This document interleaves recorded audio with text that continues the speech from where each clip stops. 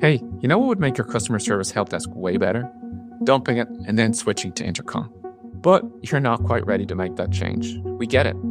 That's why Finn, the world's leading AI customer service agent, is now available on every help desk. Finn can instantly resolve up to 80% of your tickets, which makes your customers happier and gets you off the customer service rep hiring treadmill.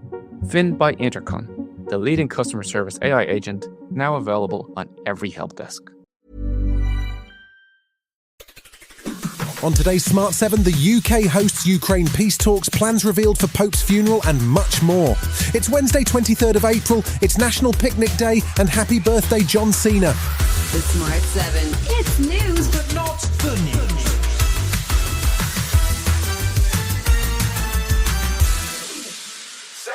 Wednesday will see Foreign Secretary David Lammy hosting negotiators from the US and Europe in a fresh round of talks on Russia's war on Ukraine, although US Secretary of State Marco Rubio will not attend. Russia have been sending mixed signals, with Vladimir Putin proposing an Easter ceasefire but declining a longer ceasefire and then hinting at the possibility of direct talks with Kyiv. Prime Minister Keir Starmer was at an army base on Tuesday with New Zealand Prime Minister Christopher Luxon to meet British and New Zealand troops helping to train Ukrainian forces. He says it's clear that Europe needs to stick together. We want to reset our relations with Europe.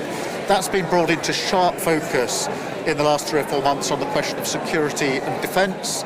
And we have to recognise we're moving into a new era where all Europeans need to step up on security and defence. In the Commons, Defence Secretary John Healey was warning that any promises from Russian President Putin need to be taken with a pinch of salt, based on his behaviour over Easter. On Palm Sunday, men, women and children in Sumy were hit by Putin's deadliest attack on Ukrainian civilians so far this year.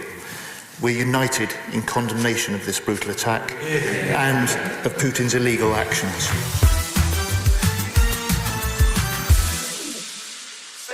The Supreme Court ruling on the 2010 Equality Act sparked questions in both the Commons and the Scottish Parliament on Tuesday. The ruling, which found that in the Act, a woman refers only to a biological woman, has seen protests and anxiety from trans rights campaigners and reignited the debate about the need for single-sex spaces. In the Scottish Parliament, Social Justice Secretary Shirley Ann Somerville said that the Scottish Government accepts the ruling. This judgment, as the Supreme Court made clear, must not be used as a licence for division and hostility.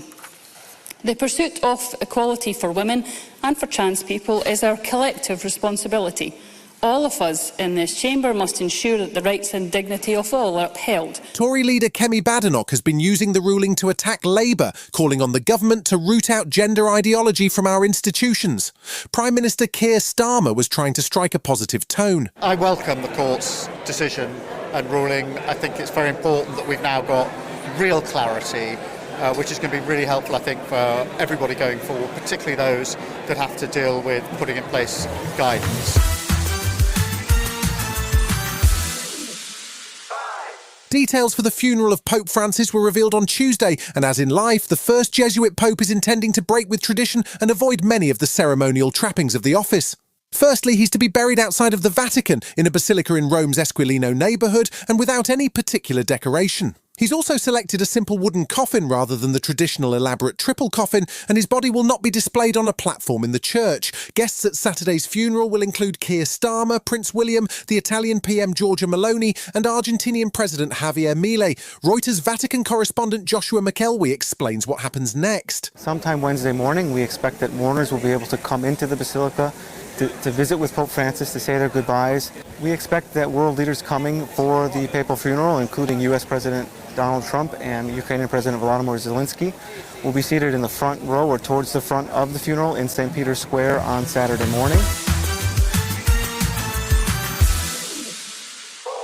Tuesday saw the start of the government's new Breakfast Club programme in schools, with 750 clubs opening their doors as part of the programme to reduce child poverty. The idea of opening school 30 minutes earlier is intended to save parents money on childcare and encourage school attendance. While Labour MPs are supportive of the idea, they have been adding their voices to charities and groups like Citizens Advice, who are advocating for the scrapping of the two-child benefit cap as a more effective way to reduce child poverty.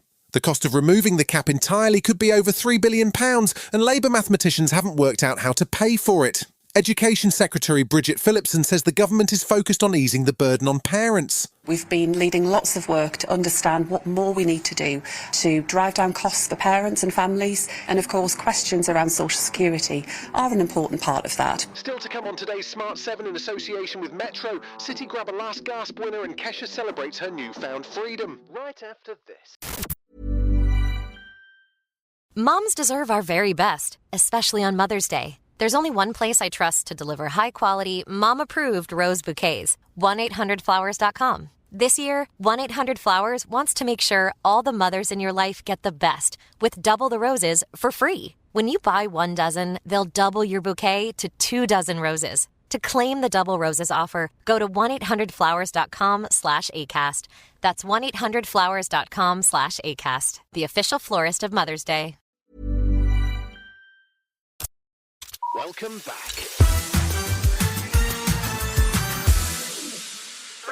There aren't that many match days left in this year's Premier League, and the competition at the top of the table is getting pretty intense. It's been a strange season, with Spurs in 16th and Man United in 14th, while Nottingham Forest sit in the top 4. Tuesday night saw Man City welcome Aston Villa with only a point separating them and Champions League football on the line.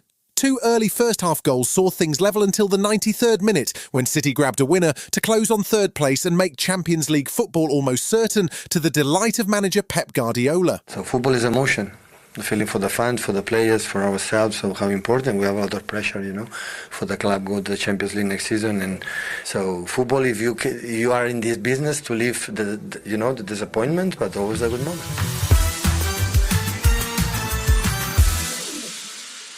Singer Kesha has officially been through a lot. She was signed to a record label at just 18 and sang backing vocals for Paris Hilton, Katy Perry and Britney Spears before she had a worldwide smash hit with TikTok in 2009. Since then, she's sold 100 million records, but also been dragged through the courts in a prolonged battle with producer Dr. Luke. Now she's settled all the lawsuits, got her life back on track, and best of all started her own record label and is about to release her first independent album. She popped up with Kelly Clarkson and sounds pretty happy with how things are for her now. I want to make a new landscape of what the music business can feel like for artists. I think it's important. It hits different when you're a free woman. Yeah.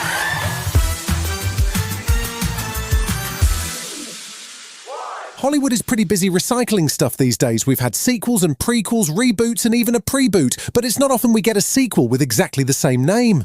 Well, brace yourself, because there is a brand new version of I Know What You Did Last Summer, 30 years after the first one hit the cinema screens. It's essentially the same plot. The idyllic town of Southport is terrorised by a killer bent on revenge, and it even has 2 of the original cast back, Jennifer Love Hewitt and Freddie Prinze Jr.